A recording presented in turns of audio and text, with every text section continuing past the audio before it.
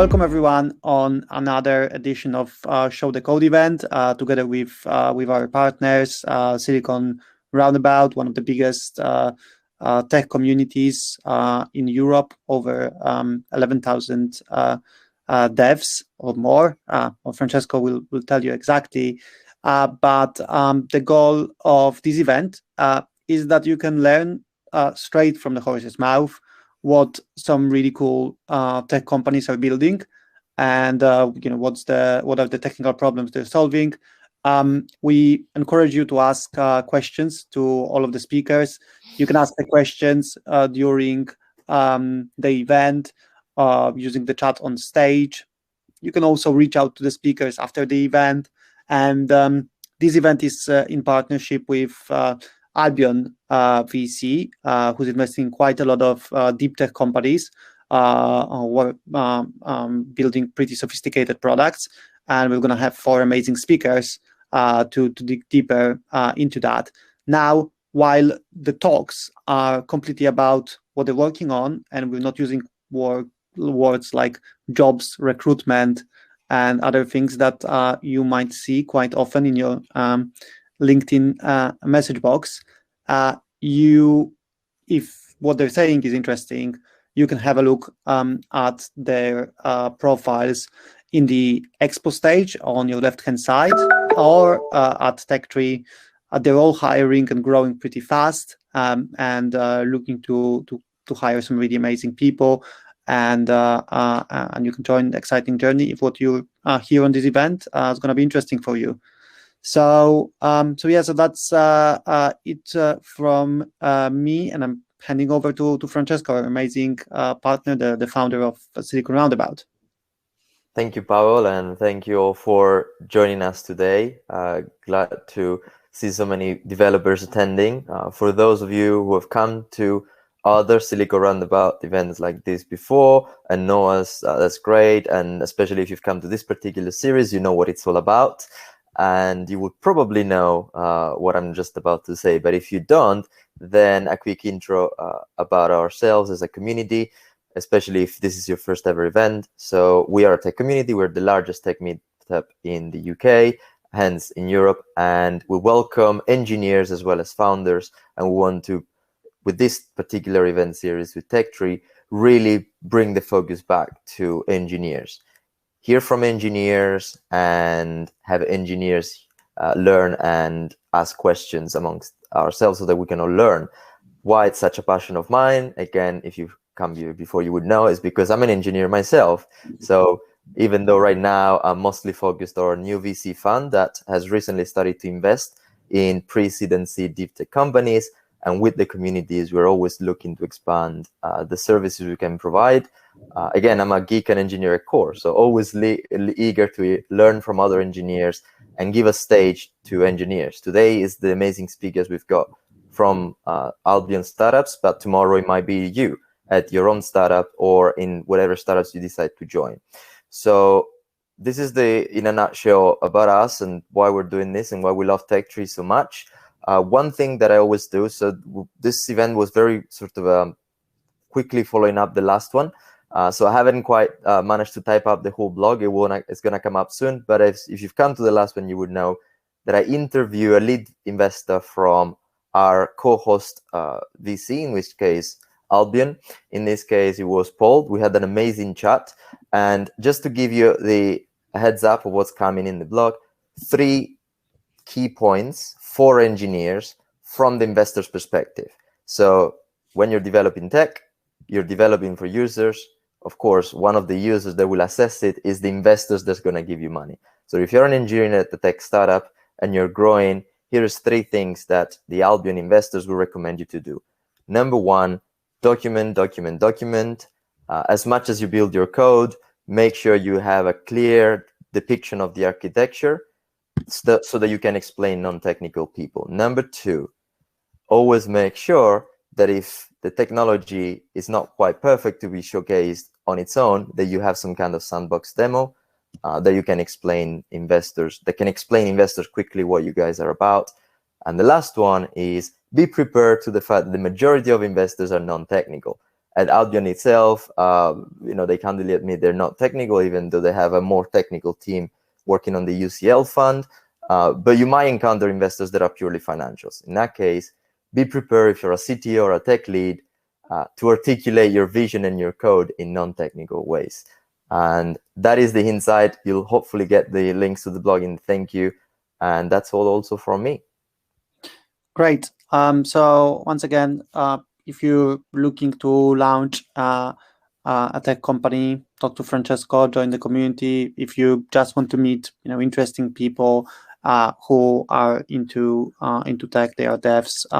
Silicon Roundabout is an amazing ecosystem. And now, without the further ado, thanks a lot, Francesco. You can leave the stage so I could invite other people to join. Yeah. Great. Thank you all, and thank you, Paul.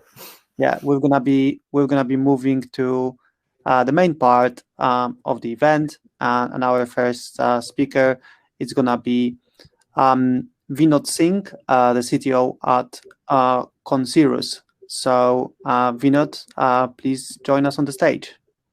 Hi, Paul. Thank you. Hello, everyone. So yeah, so we've chatted very briefly, and like one thing about Vinod's company that's pretty amazing is that the 40% of people who are joining them are joining in the effect of referrals, and I hope that that's a fabulous metric, and I hope you're gonna be able to maintain it. So for everyone, Vinod, the floor is yours, and looking forward for your presentation. Hello, everyone. So as Paul said, I'm Vinod Singh. I'm a CTO at Concirrus. So I'm going to spend a couple of minutes, not more than that, in terms of introducing you to our company and what we do. And then we'll straight through jump into one of the specific technical challenge that we had, and we'll talk about what was the challenge and how we solved it. So more technical thing. So going back to coming to new, so about the Concirrus. So we are a leading insurtech company based out of London. We do have a presence in internationally as well.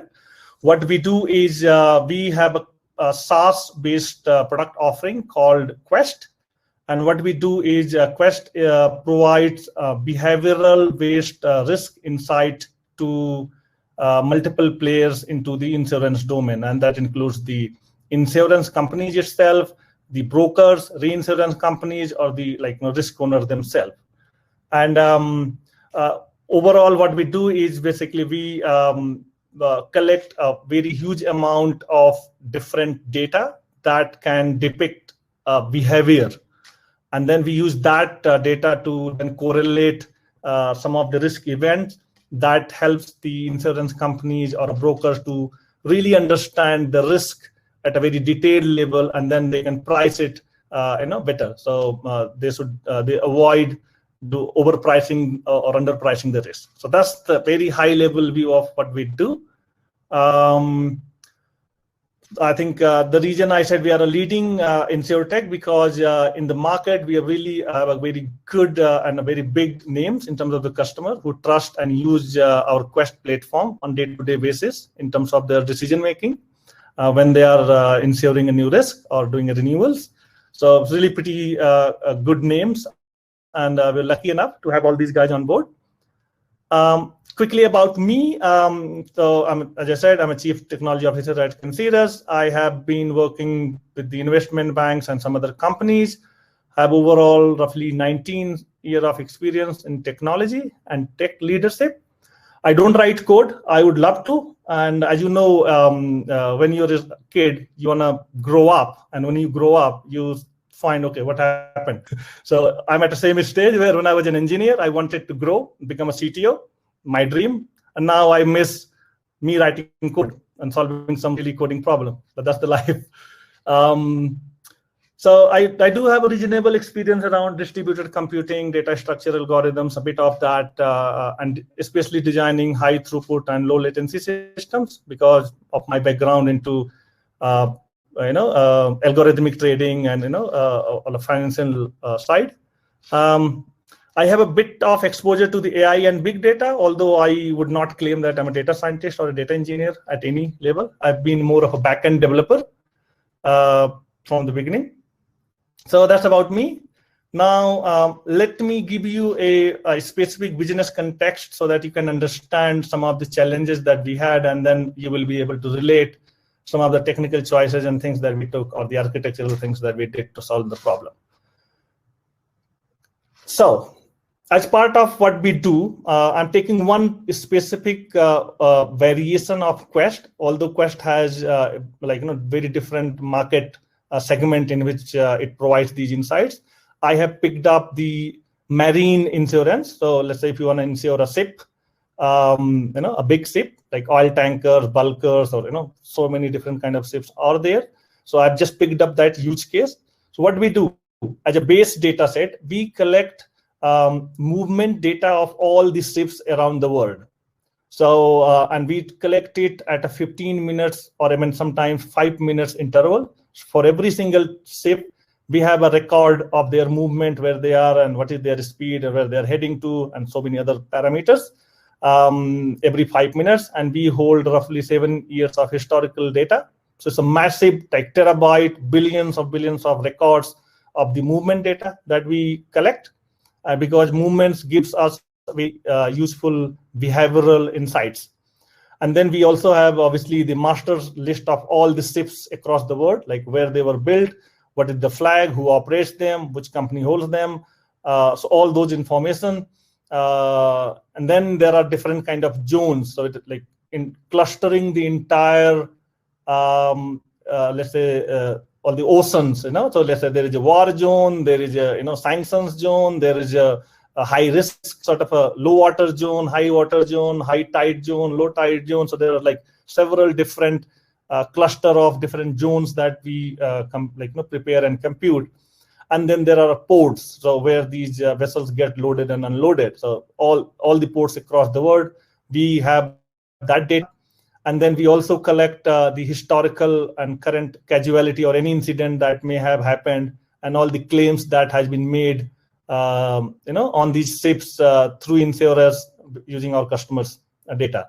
On top of it, we also have weather data, like historical, live, and there are so many other data sets that we have.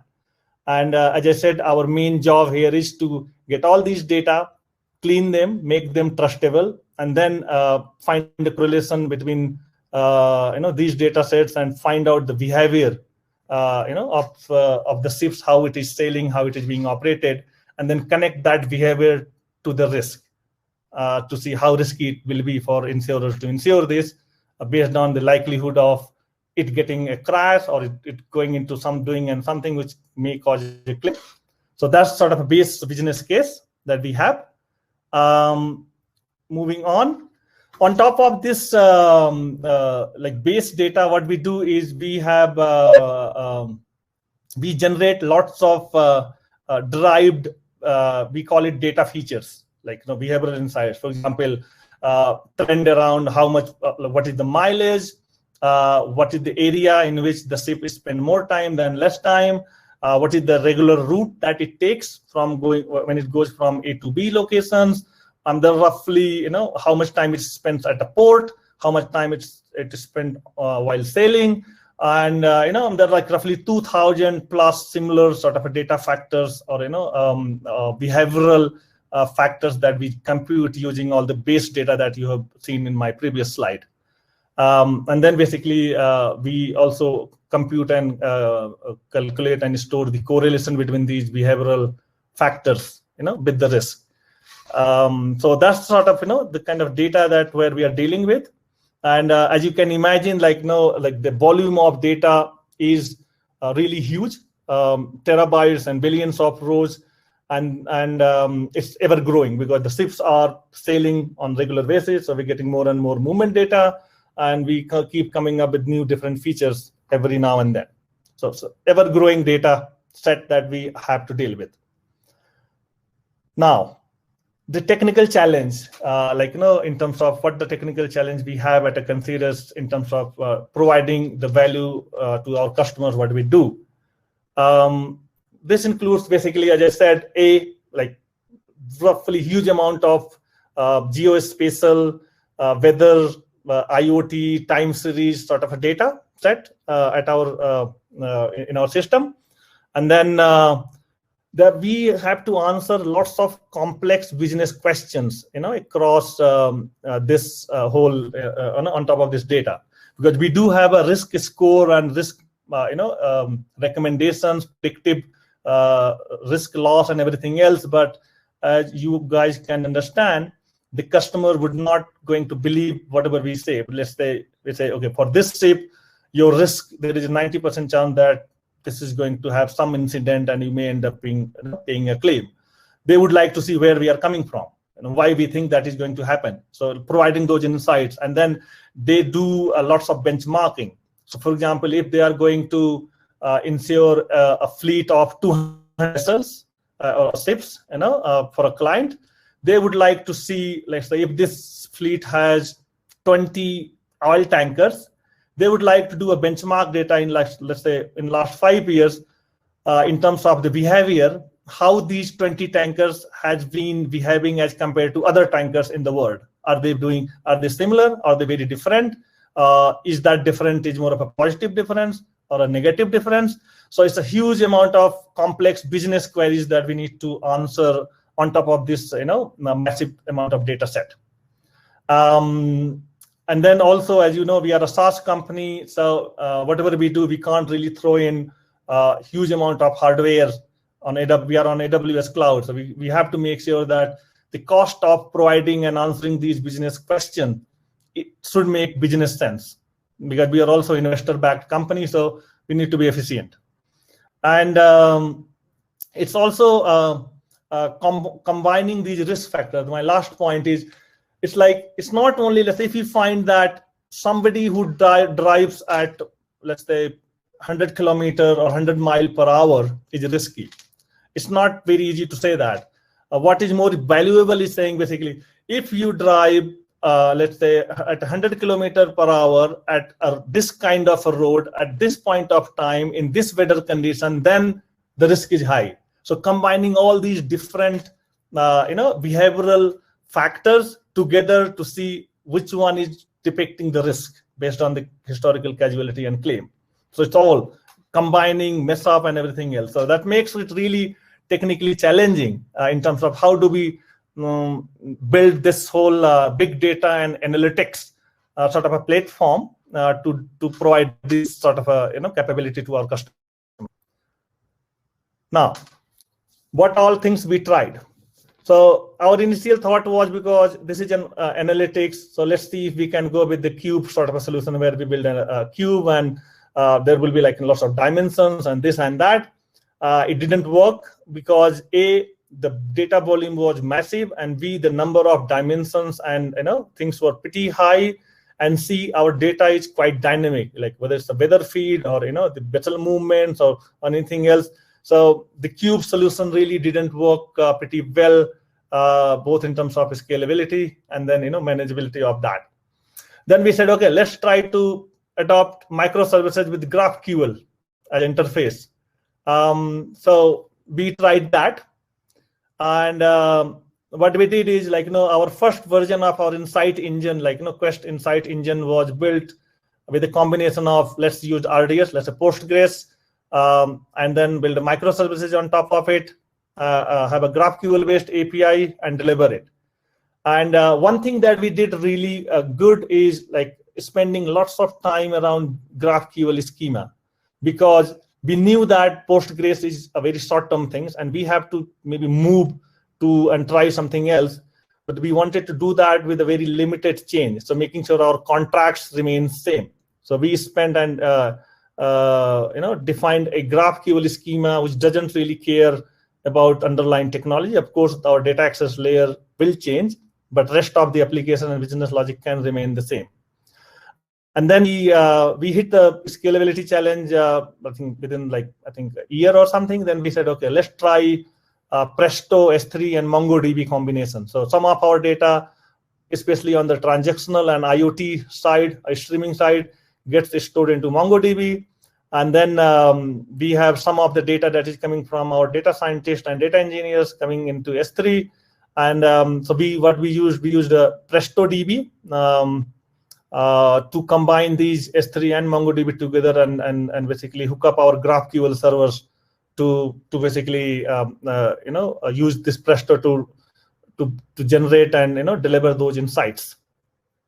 It is still in production and working fine, but we are about to hit another threshold bottleneck. So we have started trying Snowflake, more of a massive parallel processing sort of a arena. So these MPP warehouses. So Snowflake, Google BigQuery, AWS Redshift. We did a POC. I think all of these things brought in some pros and cons, but we decided to go with Redshift because Redshift, we are already on AWS, and Redshift is more of a SQL-based interface, which works pretty good because Presto was also a SQL, RDS was, so the change, the cost of changing that thing would be minimal.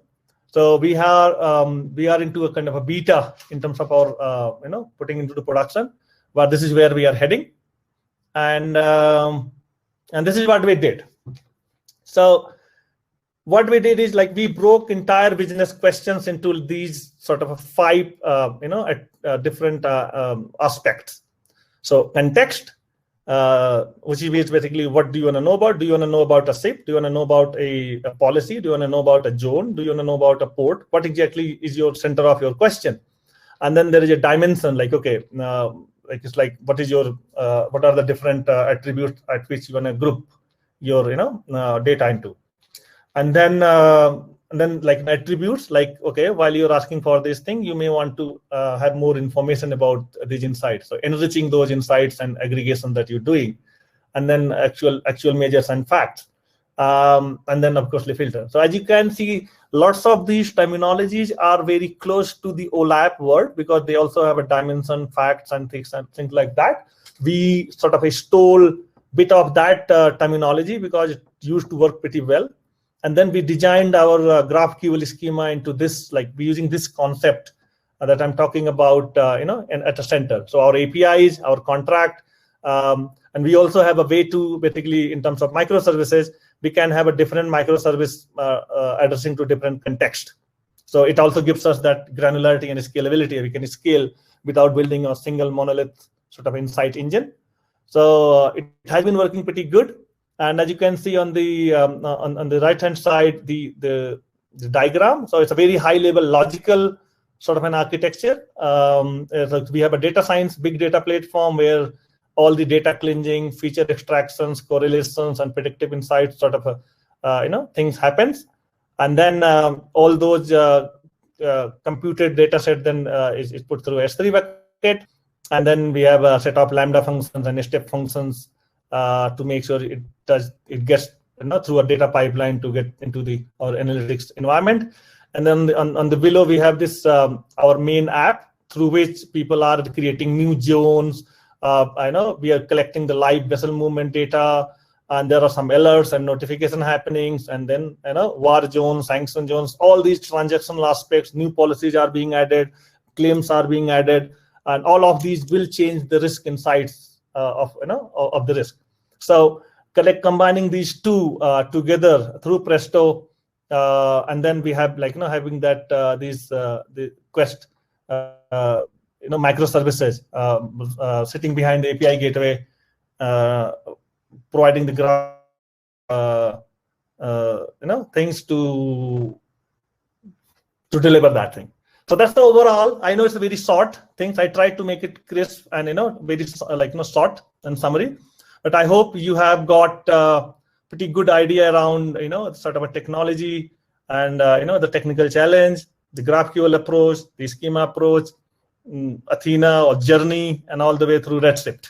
So Presto, in this picture, Presto will be replaced by Redshift, and then our pipeline will push all the data into our Redshift data warehouse, and then our microservices will point to that Redshift cluster to deliver those insights. That's all from my end. Thank you. Thanks a lot, Vinod. It was super interesting presentation. I have one question that always kind of comes to mind when we're talking about companies who are trying to solve really difficult problems, and they're trying to solve like really difficult technical questions. And in your case, you've mentioned, I really appreciated like how you iterated your approach on the early stage, and like you're now over 100 people company, you're still trying to get to do things better. So how do you kind of like balance the act between having a stable solution for all the clients you have, all the people who trust your system, versus trying new things to keep doing it better?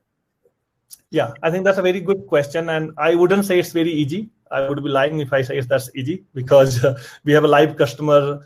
But what we do is, as I said, we spend lots of time around that contractual, richness of our APIs or our contracts or services. So in this case, you have seen that although we have been changing the underlying database, underlying sort of technology bit, but all of other system that we have, like the most of the business layer and everything remains same. So that right level of abstraction. So I would not take this credit. I would give that credit to my engineers, because that's what they're doing. So like really putting a nice sort of abstractions, and then peeling away things and injecting in, and that basically gives us agility. So rather than having a big, massive 6-month project, you really do in Agile using that abstraction and very rich contractual APIs and contracts within the services.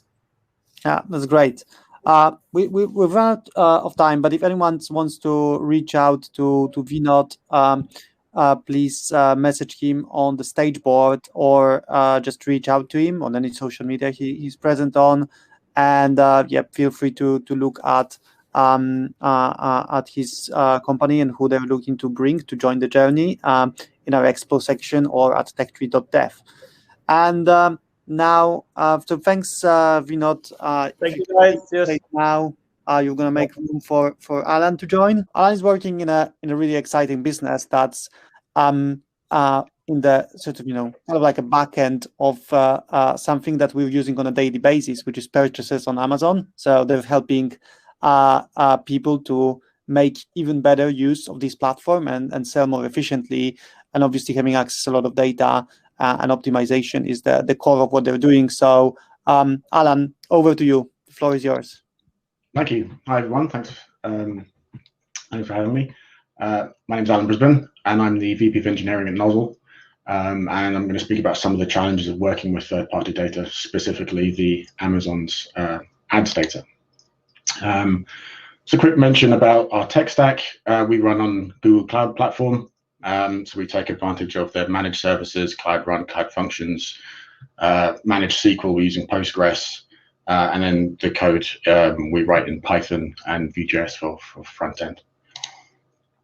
So Amazon, businesses sell their products on Amazon. We all know this, but Amazon has a rich advertising platform built into it. So when you're looking at your search results within Amazon, when you look to buy something, you'll see inline listings. So it'll say like sponsored products underneath one of the listings. There might be a branded banner at the top.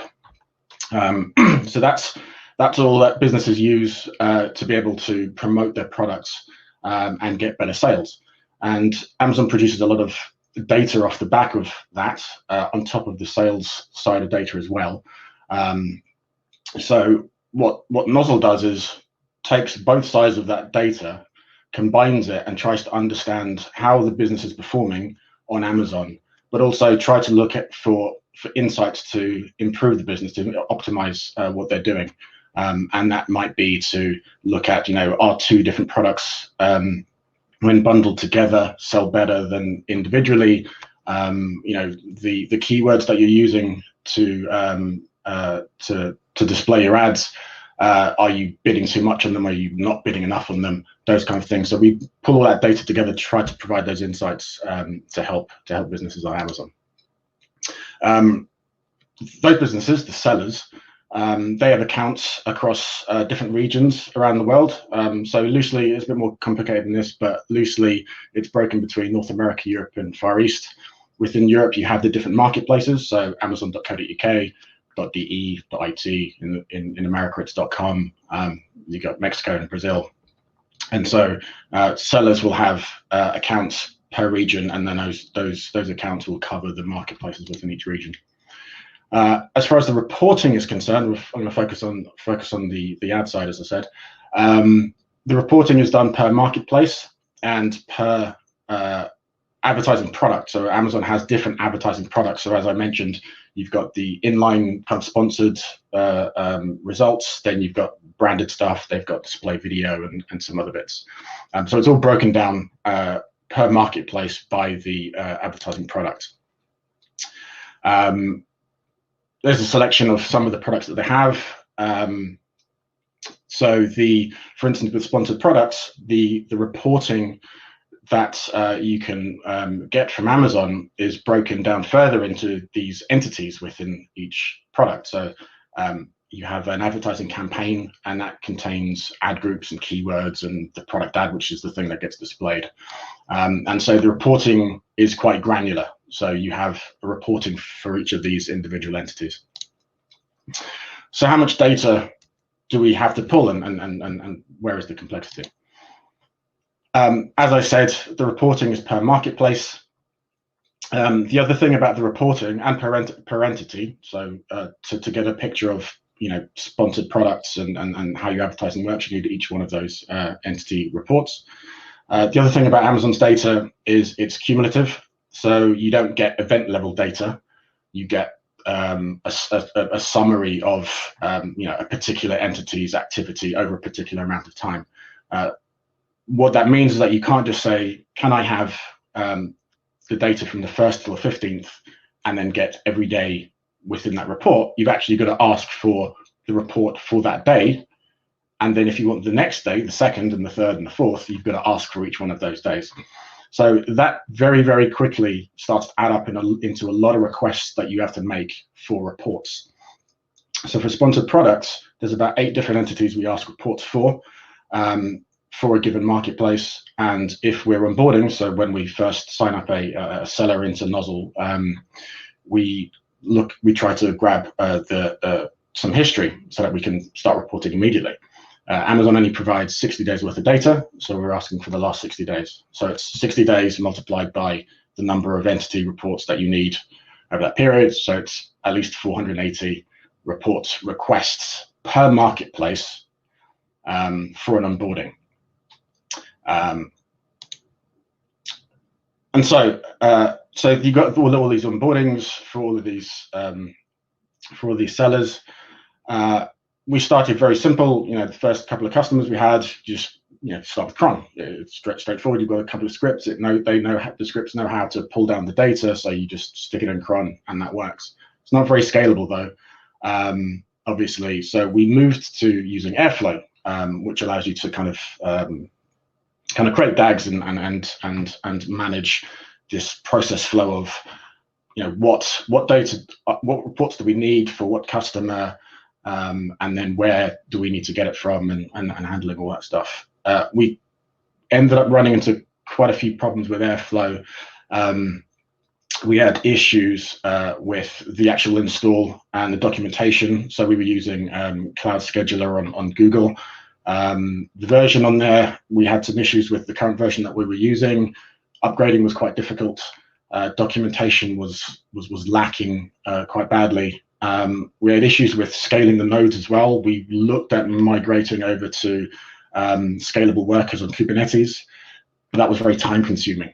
So at the end of it, we ended up ditching all of that stuff, and we ended up moving to a serverless version of that, which essentially is PubSub plus Cloud Functions and Cloud Run, and essentially have a queuing solution where you have a queue of events that go on, get a bunch of events, and then you have these workers which then consume that queue and then make the requests themselves.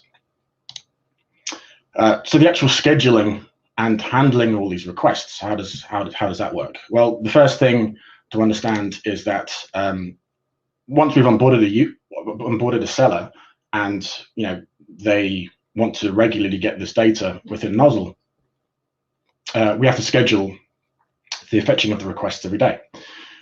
So we're only looking at every day we schedule the previous day's data. But there's an SLA on the events that turn up into those reports. So 99% of events will turn up within about 3 hours. And so if you're looking to schedule data for yesterday, what you need to ensure is that you delay that schedule for 3 hours, so that to make sure that you've got all of those events, they've turned up for all of yesterday, and then you can start scheduling. But midnight is relative. So midnight for who? Midnight for the UK, midnight for the US, it's very different. So you have to schedule those based on the time zone that marketplace is in. So now you're starting to have lots of different schedules for the different marketplaces for the sellers that you're supporting. On top of that, you have that last 1% doesn't turn up in 3 hours. It can turn up whenever it decides it wants to turn up. And so you might miss, it's not a complete picture. You don't have accurate numbers. You can't guarantee accurate numbers even if you delay by 3 hours. The other bit as well is Amazon can restate data, which means that it could have recorded 2 clicks on yesterday, but actually one of those clicks was a false click, and so it needs to update the data to say that there was only 1 click. And this happens quite a lot. The restatement can happen more than 72 hours, but usually most of them happen within 72 hours, so that's what we deal with. As far as fetching the data is concerned, I mentioned, we have a bunch of workers that consume off a queue and make all these requests. Now, with lots of sellers, you can be making thousands of requests across all of these different advertising products. And so you have to deal with throttling issues from Amazon. Amazon's throttling isn't documented really at all. They recommend exponential backoff. But their throttling kind of is more aggressive depending on how many people are actually hitting the API and what time of day it is and those kind of things. So you need to be able to handle those. So you can't just spread out your consumers and say, oh, I'm going to have 3,000 consumers and they're going to consume off the queue and we're just going to hammer Amazon. You're going to get throttled really heavily by that. And if each consumer isn't communicating with any of the other consumers to say, oh, I've been throttled, and then everyone else knows that, you're still going to keep throttling with all these other consumers until all of the consumers end up with 49 responses to say that it's too many. So we've limited the number of consumers we have just to avoid that problem.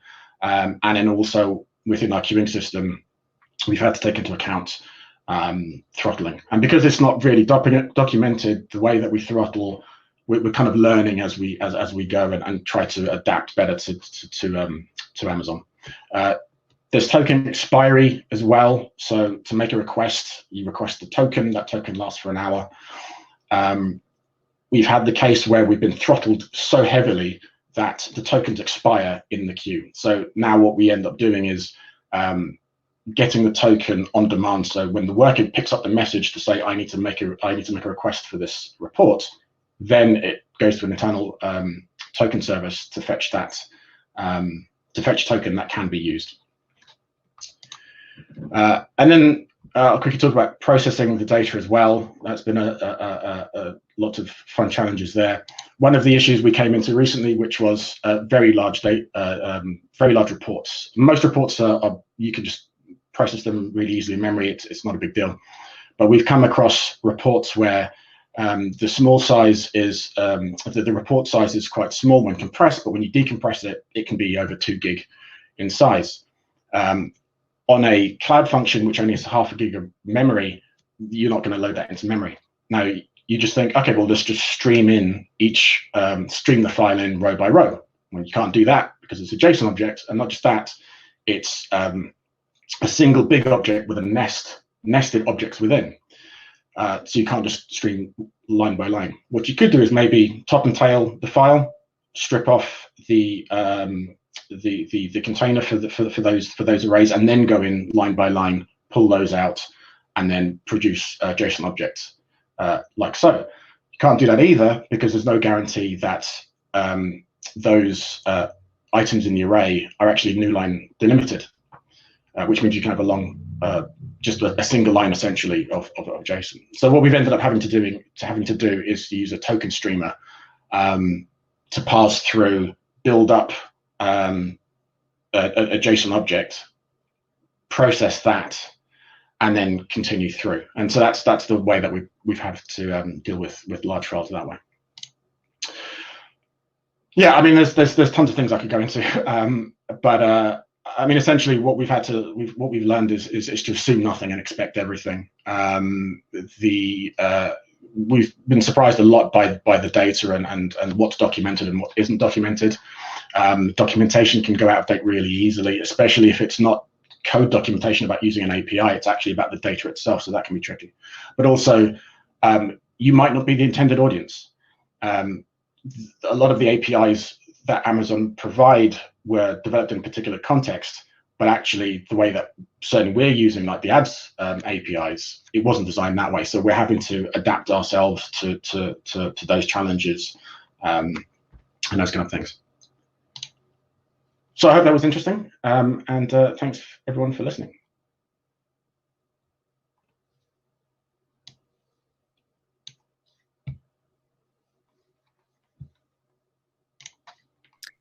Thanks, Allan.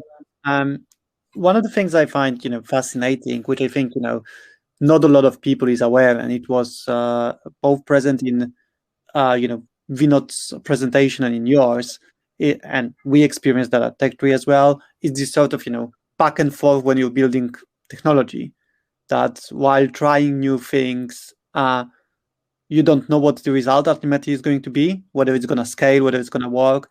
Like, what's your framework to approach that? Like, when you're making decision about, trying something, evaluating, like how do you do that, and potentially like how do you align sort of like and create this mentality among your engineering team that not everything that you're gonna do is going to work immediately. I'd be curious to listen to that. Yeah, there's two parts with that. So there's the being able to understand what you're building, understanding the data, understanding how your technology is meant to be used, and then taking small steps, because you can't predict everything. So you start, you have experiments and you try to build proof of concepts and move along like that. There's also the other side as well, and this is something that we have to deal with, is the actual product itself. So what are you actually building, and what are you building for your customers? And especially if you're in a young company, you're trying to find product market fit, the product is going to evolve. And so certain technical decisions that you make early on can actually impact you later on. If the product needs to kind of change direction, you may have painted yourself into a corner if in some cases.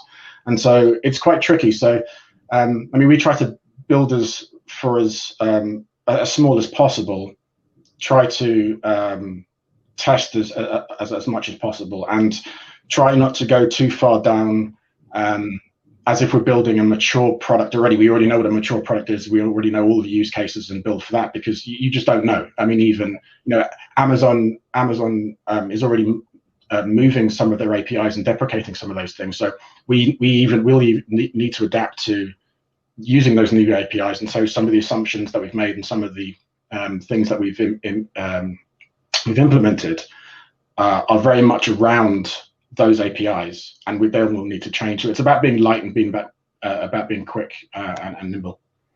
Yeah, that's a great answer. And just to dig a bit deeper into that, like, how do you sort of ensure this the same mentality in the team? Because like a lot of tech companies that are early stage, sort of Series A, Series B, like one of the things they're paying attention to when building the team is finding people who are doing well in a territory where you're often not sure.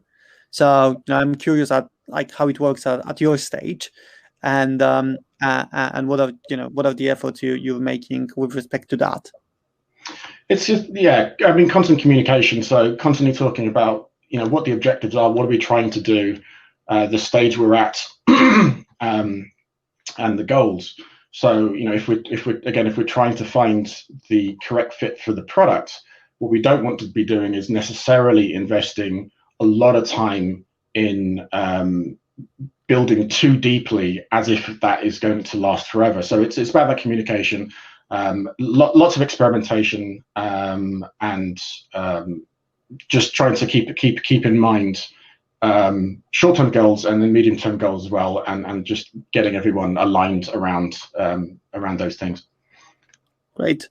Okay, that's it for us. Thanks a lot for a really interesting talk, and being open and honest about the path that got you where you are.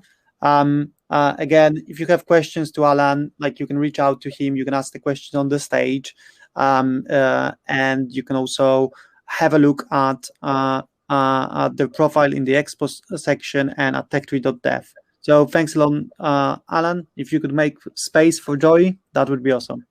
Thanks, everyone. So Joy is part of very exciting company in a very exciting space, blockchain and crypto, and he'll talk about how to replace your core platform with serverless without anyone noticing. So I'm very interested to listen to that. So Joy, the floor is yours. Thank you, and thank you very much for inviting me today. Some really interesting talk so far. My name is Joey Kappa. I'm a software developer. I've been a software developer for quite a few years now, more than I care to remember. And today I'm going to talk a little bit about how we try to replace, or in the process of replacing, our core platform, and kind of trying to do it without any of our customers noticing. So also, if you can read this slide, you get bonus points. So a little bit about me first, and a little photo on the left there when I had a lot shorter hair. I spent probably the last 5 or so years working in the space of payments and in financial technology in general.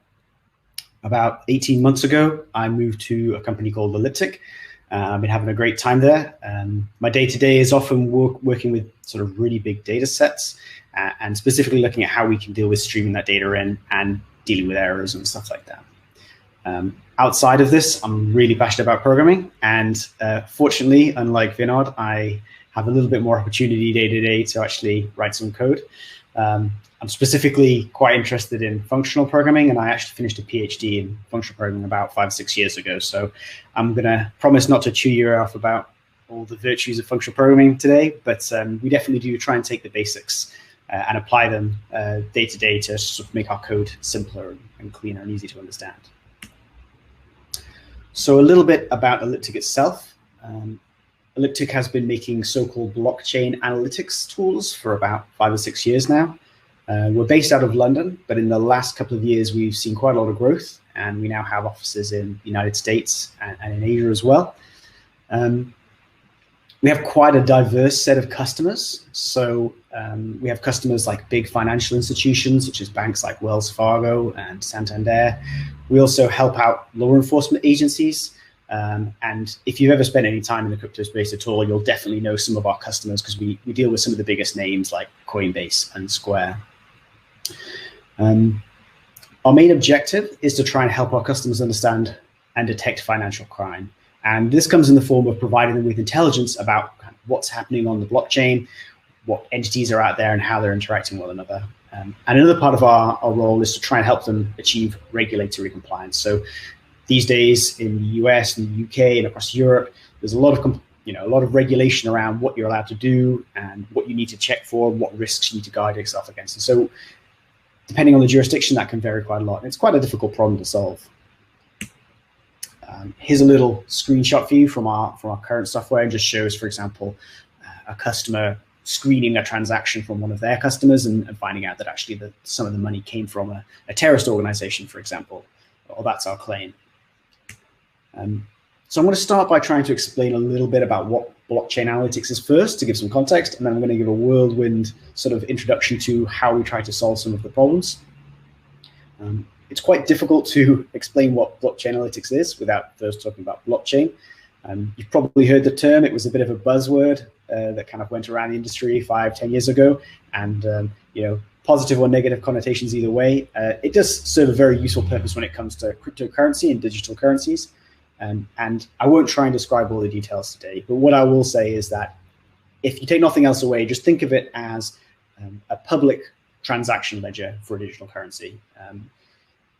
And in this sense, unlike traditional networks, say the Visa network or MasterCard and stuff like that, or banks where their ledgers are private, Bitcoin, for example, strives to have a public ledger where events, these might be things like a transfer of funds, I might try and send $10 to one of my friends, that might be public and anybody you can see it, but the entities involved, so who I specifically am and who I'm sending it to, might not be obvious. At Elliptic, we talk a lot about entities, and by this we really just mean identifying sets or clusters of addresses. Here you can think of addresses as being like account numbers, like with a bank, and grouping them together, clustering them, so that we can say we think all these addresses are owned by the same person, and so we can start to talk about how these different entities interact with one another. On networks like Bitcoin, which is one of the most popular cryptocurrencies, using an address more than once is actually discouraged, and it's pretty atypical to do. And so some of these clusters can grow really big, and we're talking tens of thousands, hundreds of thousands, millions of addresses all being owned by the same entities, and it's not so obvious that they're actually transacting with one another or how the money is moving around. So we try and create tools that allow our customers to analyze what's going on. And specifically, we try to help our customers identify these entities. We try and take these sets of addresses and expand them to be as big as we can while still remaining within a reasonable level of confidence. And we try and label these clusters so our customers can kind of understand what's going on. So, okay, who is this? It's a company called Kraken. Well, what do they do? Or will they provide a legitimate service to change fiat money into digital currency and back again? And so that way our customers can use this to sort of help them make decisions about what their customers are doing. For example, if a bank has recently received a transaction from Joe Blogs and it's come from the Bitcoin network originally, well, they might wonder, well, for the purposes of checking for money laundering or something like that, where did that money come from? Has it come from a terrorist organization? Has it come from ransomware? And this, they need to do this as part of their due diligence. The way we achieve that is we use all sorts of methods. First of all, we have an excellent cryptocurrency intelligence team. They sort of spend their time scouring the web and doing research and investigating all sorts of stuff to do in the world of crypto and trying to assert addresses, basically saying we have really high confidence that this particular address belongs to Elon Musk. And obviously, we don't just go to Reddit and see a tweet that says such and such address is Elon's and stick it on our tool, but we build up an ever-growing body of evidence to try and become more and more confident that we can assert certain things are true on the network. And then on top of that, we layer everything from sort of simple heuristics that we know apply and generally apply to the network that allow us to cluster addresses together. But we also use some more sophisticated methods like machine learning and have pretty interesting data models to try and work out where the money's flowing to and who owns it at any given time. So you're probably asking yourself, what's so difficult about this as a problem? We're just sticking labels and addresses, aren't we? Or grouping addresses together? Well, actually, I would say that this list I've put here is quite a short one and you could make it a lot longer. But these three are the top three, I think, that we've been encountering in the last sort of 4 to 6 months as we've been trying to re-platform. And that is, first of all, there's a lot of different networks. So if you've heard of cryptocurrency, you might have heard of Bitcoin. You may have even heard of Ethereum, but there's a whole host. And Elliptic, we support many, many others, such as Zilliqa and Stellar. And each one of these networks is sort of subtly different from one another. So some of them support more than one asset. They might have a different protocol, and they all come with their own technical challenges. The second big problem is that some of these networks are really, really big. To give you an idea, one particular network that's only about 4 or 5 years old has about 3 or 4 terabytes of transaction data so far, and it's growing every day. And so certainly it's easy to imagine if you extrapolate that to the next sort of 5, 10, 50 years, if it keeps going, that's going to be a lot of data, and a lot of data comes in all the time. And thirdly, our customers often want answers right away. They want to be getting answers about transactions that happened seconds ago, not hours ago. And so with this data constantly coming in, it can be a real challenge to keep up with the tip, sort of the last block that was mined in the terminology of blockchain. And in order to do this, all these three things together, it's a really challenging problem. So I'm going to describe a little bit about the software project we've been undertaking for the last 6 months or so. And to do that, I need to talk a little bit about where we started. So right now, we have a fairly sophisticated piece of software. It's does its job really, really well. But the main issues with it is that it processes stuff in batch. So every couple of hours, it takes a snapshot of the whole blockchain.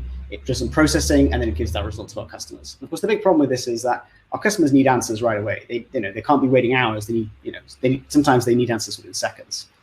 The second issue is that it assumes a very specific network architecture. So it really is built to serve Bitcoin and Bitcoin-like networks. And when we came to support Ethereum originally, we actually found that we needed to build so much stuff again from scratch. It was so time-consuming that the cost of adding a new network was just really, really high. And the third problem we had with it, and this was probably the real killer, is that it was a piece of software that was designed as a Java monolith. Not that there's anything specifically wrong with that, but it meant that it sat on a single box. It consumed a huge amount of memory. And every time the network grows a little bit more, we find that we have to make the box bigger, and it really didn't scale. Like, we're talking about running specialized boxes with hundreds and hundreds of gig of memory to just to do a single step of processing. And this was completely untenable. So where did we want to be? Well, we wanted it to be real time. We really wanted it to be sort of network or asset agnostic, so it didn't depend on a specific blockchain or have any details that were specific to one. And we wanted it to scale horizontally pretty much forever. And that's to say, if we add, if the data goes up linearly in scale, well, we want our prices and costs to go up linearly in scale, and we want the size of the boxes or whatever we're running to go up linearly as well. And probably the last point, which I think it really has been the central challenge for us, is we wanted to write as little code as possible here. We wanted to move really quickly. We wanted to take stuff that's already been built out of the box, glue it together, and have a system. And we didn't want to spend our time writing the sort of unexciting code. We wanted to be writing the exciting code, that is the stuff that solves our customers' problems. So the next couple of slides, I've put a couple of diagrams. I don't expect you to look into them with any depth or really understand what's going on, but I've put them there because they're a good indication of roughly sort of some of the structures we ended up with. First things first, we found that we needed to transform all the data into a common format so that we could process it and manage it the same way. And in particular, a lot of these networks are very event-driven. So a new transaction would get confirmed on one of the networks. I sent my friend some money. At the point at which that happens, we wanted to deal with it as quickly as possible. And so to do this, we've really, really heavily leaned into using AWS Lambda. But serverless compute is really the hero of the story, in that some of these networks don't see very much traffic. And so for those, maybe there's a new block every half an hour. We just run a handful of Lambdas every hour. But some of the networks are extremely busy and have a huge amount of traffic on them. And for that, with the exact same code, the exact same infrastructure, we were able to spin up thousands and thousands of Lambdas per minute, sometimes thousands of Lambdas per second to deal with the throughput. And this was really, really powerful. The second important component was using Kinesis. And Kinesis is just a managed data stream. And I think the important thing here is, there are lots of streaming platforms and technologies out there that are available. Certainly if we went with something like Kafka, it has a much richer feature set. But the great win with Kinesis is, first of all, it's managed. We didn't have to sort of spin up any boxes, keep an eye on how much memory they're using, anything like that. There's just some simple configuration that you can tweak to get it to work the way you want it to work. And then from that point on, we're talking half a day, we were having some of these streams up and running with data on them that was useful. And of course, one of the great reasons to use something like streams like Kinesis is that we can have lots of different consumers. So in our particular example, we had some really, really big jobs that would take hours to run still. And for that, we could just archive off the data to S3, and then we use Spark to process it. And for the stuff that was actually we needed to deliver in real time, we just stuck some more Lambdas on top of that stream and processed it in real time. So another diagram on the left. Once again, don't read into it too deeply, but the main theme is, we kind of went all in here on serverless, and so we use a lot of Lambdas to process a lot of data, but we also opted to use a database, a persistence layer called DynamoDB, which you may already be familiar with. But the key point to take away here is it's another instance where we're not spinning up boxes, we're not managing them individually, and most importantly of all, it scales horizontally pretty much forever. And this is great for us because the amount of data we're going to be gathering is pretty much unbounded over time. Like if we take on another big project for a big blockchain network, that could be 3, 5, 10 terabytes. And we wanted to be able to just drop it into the same database and not have to worry about running out of memory or anything like that. A particularly interesting pattern that I think we used is because DynamoDB is a key value store, we needed to denormalize all of our data so that we could store it efficiently, basically, and look it up efficiently. This was a difficult step to achieve, but we are there now, and it's ended up meaning that we can do sort of single-digit millisecond lookups and queries across many, many terabytes of data, and the data is fairly heterogeneous as well. And there's even a nice little pattern that we found where we could use these so-called DynamoDB streams. These are very similar to the Kinesis streams. You can think of them as a sort of change feed on the data. And we can just stick more lambdas on them, listen to changes, do more processing, apply more heuristics, and aggregate more data that's useful for our customers' queries. And on the query side, we actually just stuck with a fairly conventional always-on service that sits and is able to sort of prod these Dynamo tables and run queries and answer our customers' questions.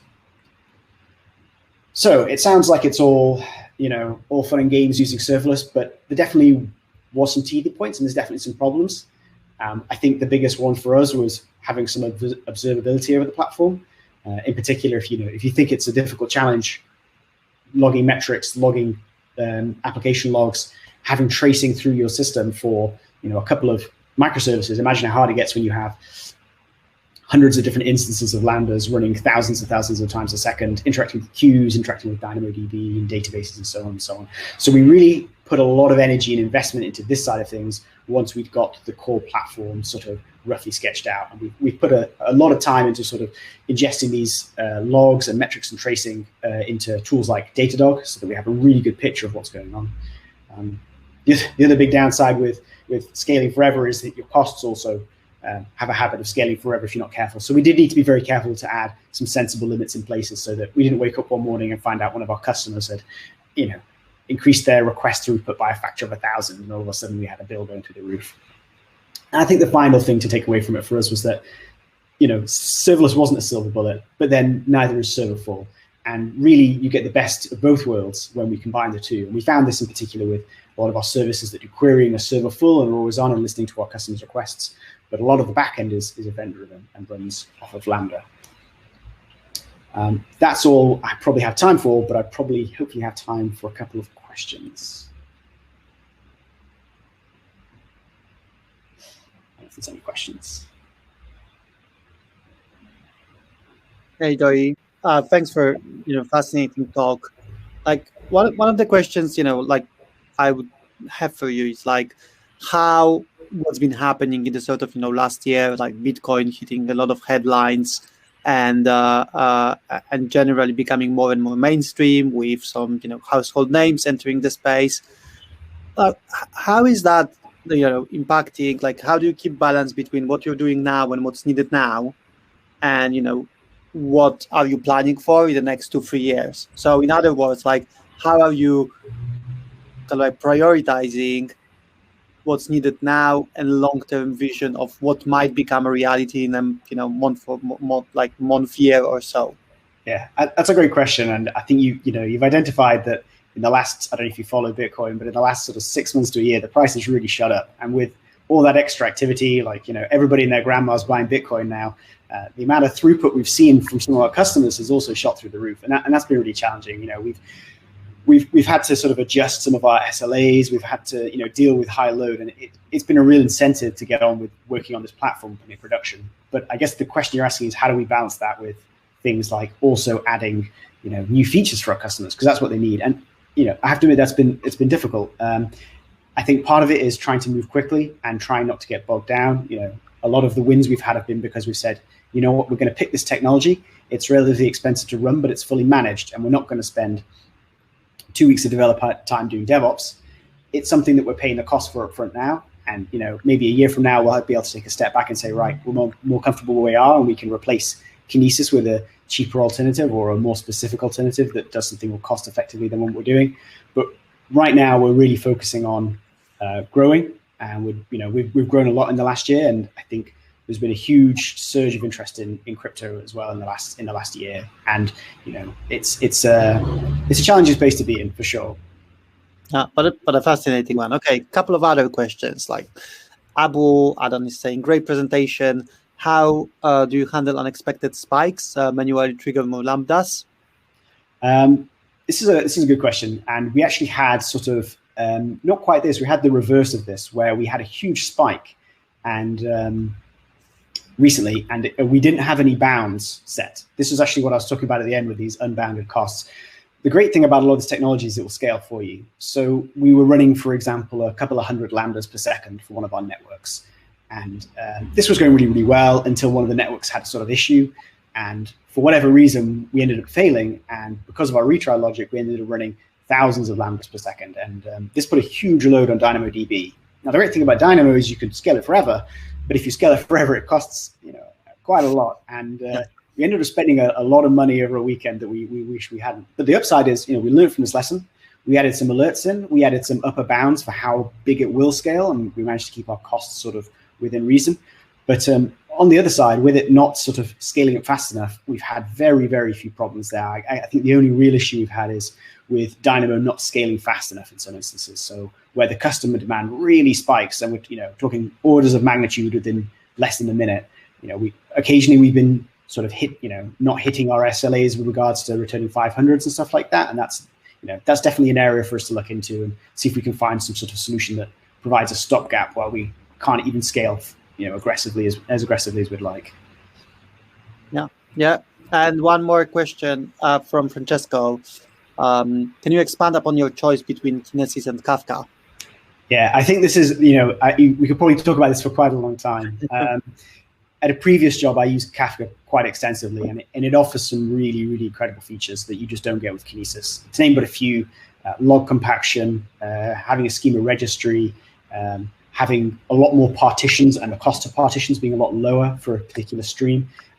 And these are really big wins for Kafka. But for us, we've had experience in the past of setting up a Kafka cluster and managing a Kafka cluster, and it is expensive. And it is time consuming, and it's a heavy burden on DevOps if you're not willing to sort of go with a third-party provider, which of course brings its own costs.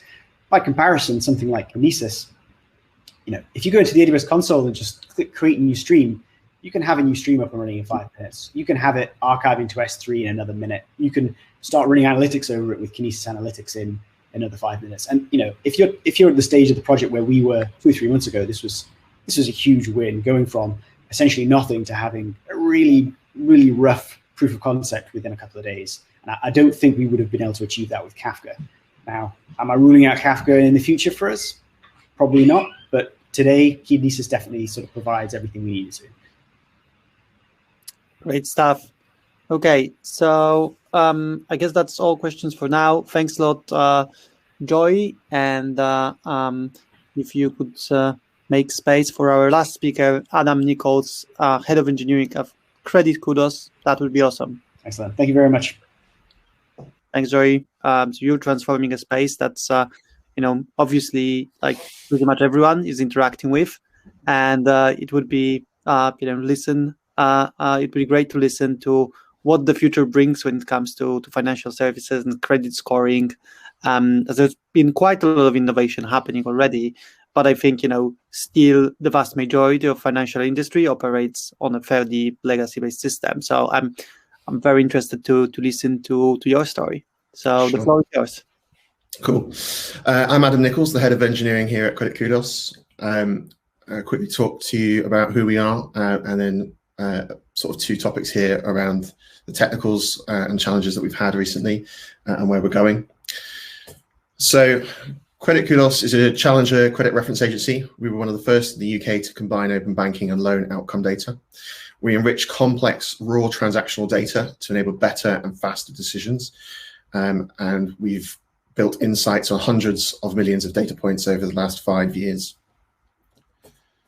So some of our partners up here, there's lots of them. This is an exhaustive list, but some household names that we can see there: Admiral, Drover, Car Finance 24/7, among many others. So what do we actually do? So there's a few areas that we kind of cover. We first of all cover income verification. So using open banking, we can work out how much income you have per month, when you get paid, how often you get paid, and whether it's stable. We can also look at affordability insights, so we can work out whether you've got money left over at the end of the month and what your expenditures are and what you're spending your money on. And then we also drive out insights as well, things like risk, so flags for missed payments, dipping into your overdraft, gambling, and other things that lenders might be interested in when they're looking to process a loan application. We also look at fraud prevention as well. So using open banking, we get access to a lot of account information that we can use to match against loan applicants and things like that. And we also look at customer management as well. So how it works, so at a high level, we've got this sort of flow where we have a product called Connect, which will allow somebody looking for a loan to connect to their bank account through open banking. We can fetch that information. And then we take that raw transactional data and we categorize it and optimize for accuracy and coverage. And then finally, once we know where you're spending your money each month, we can look to create scores and enrichment and insights around it, which helps lenders at a high level understand what they should be looking for when they're kind of processing applications or assessing. So the Connect product itself is our open banking journey. It can be embedded into any website, mobile application. We also send out email invites and SMS text messages to invite people to come and link their bank account. The journey asks someone basically using the open banking system to OAuth into their bank account, and we ask for consent before we go off and fetch any open banking data. It's really important to highlight we're regulated by the FCA, and we have to make sure that everything is done with consent. And we've actually spent a lot of time improving our Connect flow and our journey and increasing conversion. Conversion is better for everyone. Lenders want to see people going through the journey and actually going through the application process and linking their bank account to actually get the credit check done. We obviously want to do a credit check as well on people and collect the data and process it.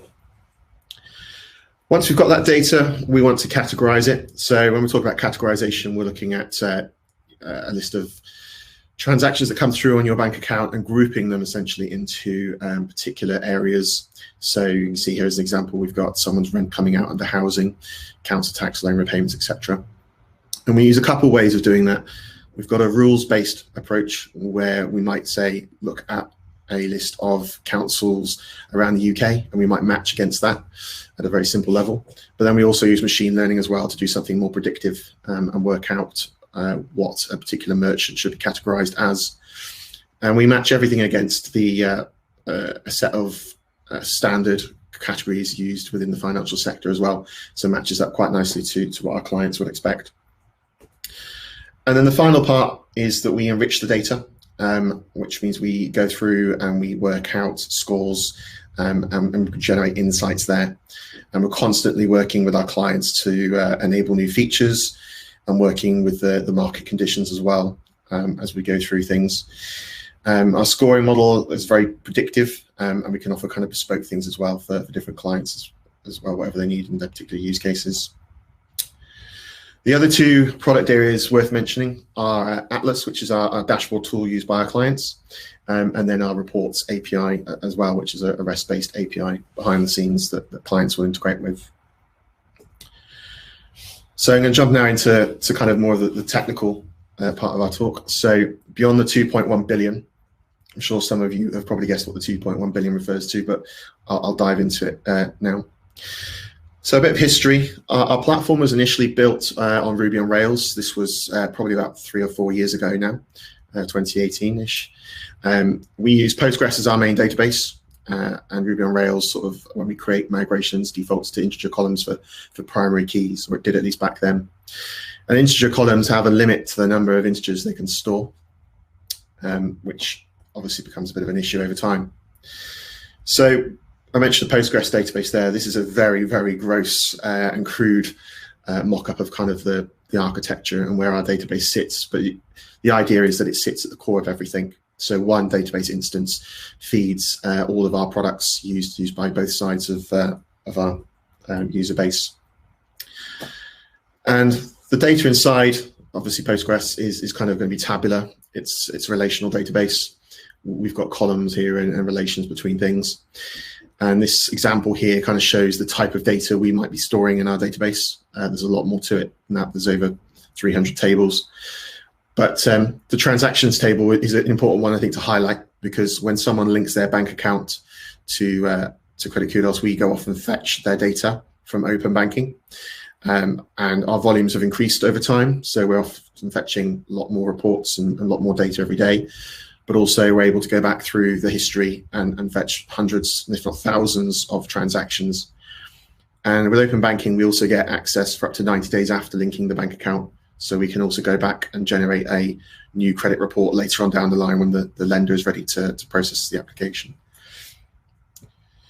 So the limitations for integers are 2.1 billion for integers themselves. The next step up is huge. Big integers are 9 quintillion, 223 quadrillion, 372 trillion, 36 billion, 854 million, 775,817, which is obviously a lot more numbers, and that's where we'd like to obviously get to. I'm sure any business would love to have that much data in their database. So we've run out of numbers, but we're actually in good company. YouTube had the same issue back in 2012. Gangnam Style reached the limit on the number of views that they could store, and they had to do a big upgrade on their database to continue counting past the final number. So they've been through the same journey that we've been through recently. And one of the key things for us was we knew that we had an integer column from the get-go across all of our tables. We like to monitor and ensure that we have instrumentation on things and observability into our systems. We use Datadog quite a lot for our infrastructure, but also increasingly more for our application logging and performance management, things like that. And we were able to build alerts and logging around how many integers were left in our columns, and work out which ones were the ones we needed to upgrade. So as an example, you can see here that the open banking transactions table is the one that was obviously growing quite quickly at the time, followed by a succession of other tables that were linked to the open banking transaction as well. And the other thing we use with Datadog is our disk space. So obviously holding all this data and having numbers is one issue, but obviously each row has got multiple columns in it, and each one of those takes up bytes on the disk, and that obviously piles up. So our disk is actually 5 terabytes in size, which is a fairly large size for a database. But what we've discovered is disk space in Amazon is very expensive, and we need to be able to manage it very carefully, and keep an eye on how much we're using, and obviously bump things up when we need to. Datadog's got some cool features that we managed to make use of. So we were able to forecast when we were going to run out of space and be quite reactive to things, and be able to plan well in advance any work that we needed to do on our database.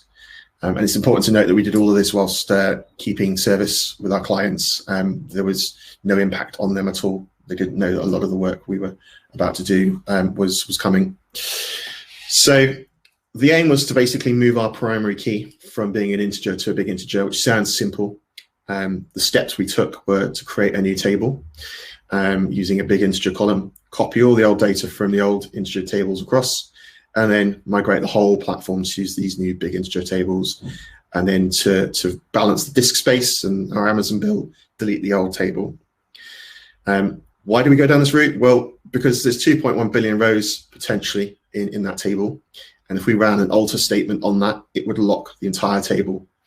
And Postgres probably would have got there in the end, but it would have meant that no one would have been able to use our application for the next foreseeable days, probably weeks, whilst it ran through and updated all of those columns. So quite a painful operation otherwise. So there's a few challenges with the approach that we had. First of all, how do we copy the 2.1 billion rows of data from one to another?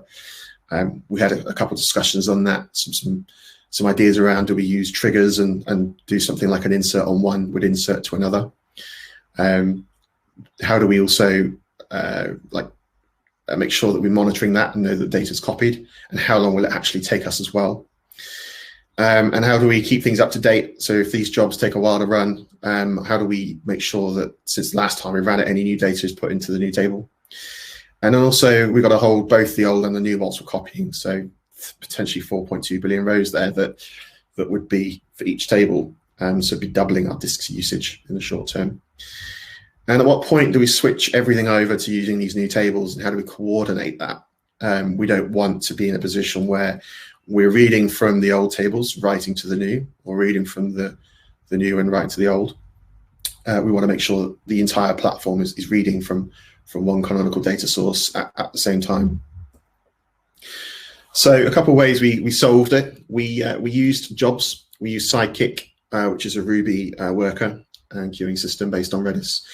We used that to parallelize the jobs and to scale up using workers. In the end, it took us approximately 7 days to complete the copying, which is pretty impressive, I think. And then we focused on getting the most recent data copied first and have scripts to backfill any of the missing data, any of the older data. The nature of our business is that we generate a credit report, but it's only really valid for the point that a lender is looking at somebody. So we don't necessarily need to have to hand a credit report generated 4 or 5 years ago. We're more interested in the immediate or the present and how we can store the data for lenders to make a decision today and this week rather than years ago. We also need to carefully monitor the disk usage. So we did increase our disk space. We bumped it by another 500 gig. It's added to our bill, but actually we're able to obviously decrease the size of the disk once this piece of work is done. But it's a lot easier to increase than it is to decrease. Amazon can upgrade a lot of things with a click of a button, but going backwards is a lot more difficult.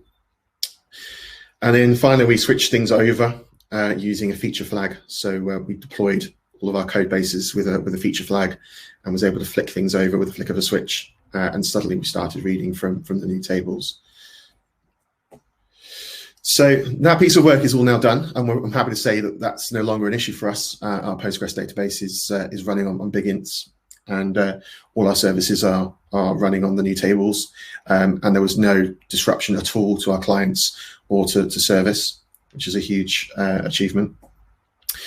Beyond that, where do we go next?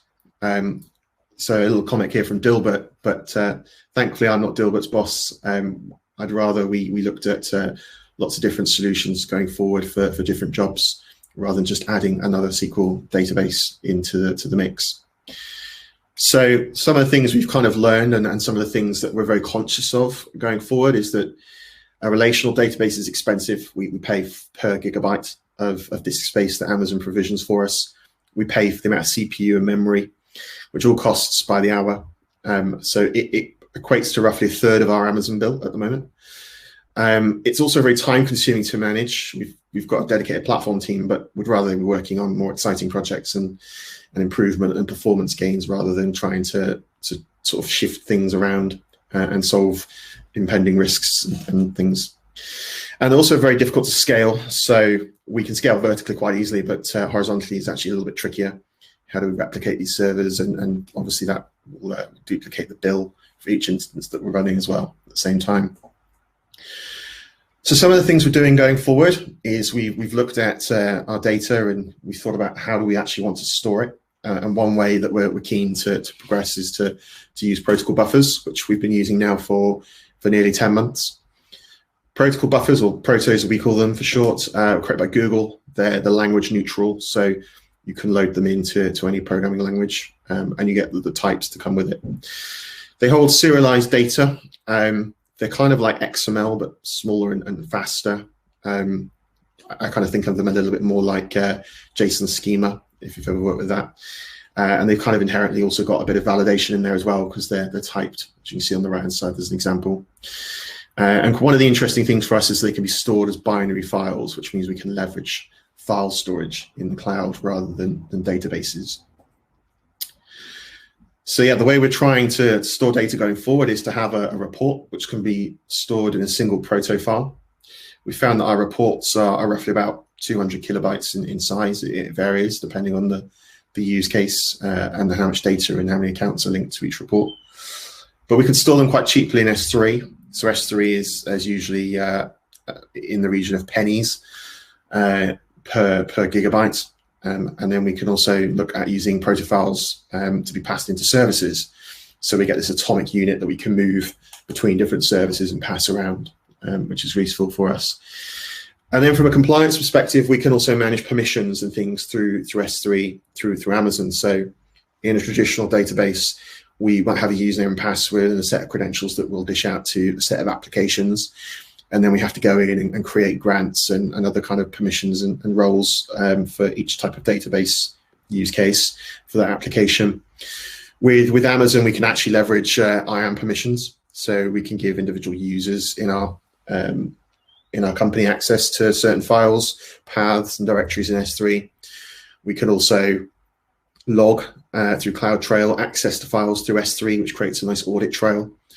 And there are various other things that we can look at as well. So we can look at encryption and versioning as well, and replication across regions much easier. So the natural progression for us post Protos is to go down the gRPC route. gRPC is actually a recursive acronym. gRPC wrote procedure call, in the same way that GNU Linux is. GNU is not Unix. gRPC is a low latency, highly scalable remote procedure call system. It makes use of Protos, and it's also HTTP2 and bidirectional, so quite fast. And for us, it's a natural progression as well from using REST APIs internally to talk to each other. We can call particular methods on different endpoints in our system. We've been using gRPC now for probably 10 months as well. We've delved into things like service discovery, app mesh, and other tools that Amazon has given us. And there's some really interesting features in there, like TLS between services and other things that we're starting to work with as well. And with all the data now suddenly no longer available in a relational database, we need to think about how we want to access it and query it, and actually have something tangible that we can use for reporting and sort of understand what's going on with reports. So Athena is an area that we've invested in more recently. Athena is a serverless database, uses SQL. It's quite fast at returning results, not as fast as BigQuery, which we've experimented with, but it suffices for what we're using it for.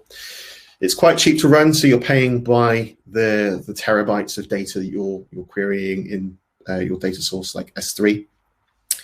And again, we can manage everything quite nicely with IAM permissions, so it ties together nice and easy for us.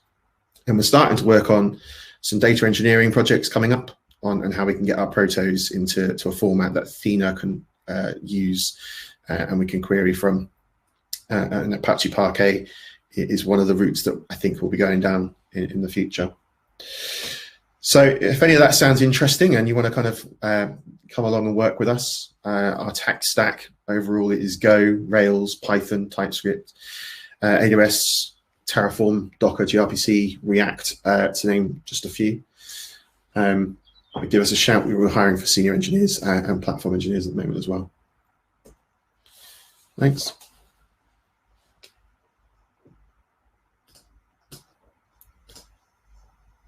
Thanks a lot, Adam. One quick question.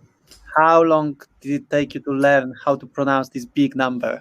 It's become a bit of a meme in our company. I did a presentation internally and I read it out, and we've now it's become a bit of an ongoing thing in the company. I think we were joking about having drinking games and things like that with it, but yeah. Yeah, no, I really enjoyed your talk, and I think it was fascinating to listen that while still being fairly young and early stage company, you're already managing such a huge amount of data. How do you how do you look? Do you envision the challenges that are ahead of you?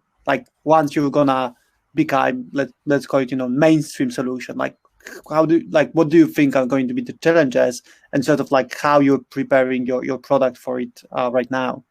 Sure. So scale is our main thing at the moment. We've got a lot of clients, and it's just about signing more of them and improving our volumes and things going through the system. So at the moment, we use a lot of workers and Sidekick and Redis and things. I think at some point we will have to move to sort of more message queues and pub sub type technology. So I think that's one area that will benefit soon. And then our data engineering piece is quite a big piece for us going forward. As we're growing as a company, we're going to be probably bolting on things like business intelligence and other roles and research into other areas. We're collecting outcome data from loan companies that we need to ingest as well. So it's taking on all this data and being able to get it into the right places so that we can actually query it, manage it, drive out insights from it, is really important.